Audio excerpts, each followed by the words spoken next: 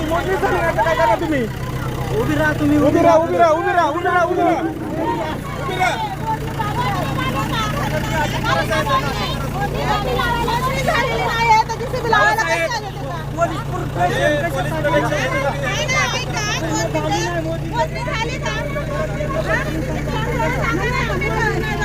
तुम्ही ऍक्शन नाही घेतलं तर मला करायला लागेल.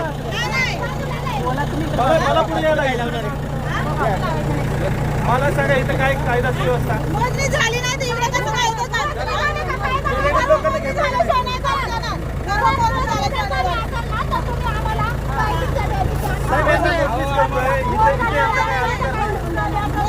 याचा अधिकार नाहीये ना पण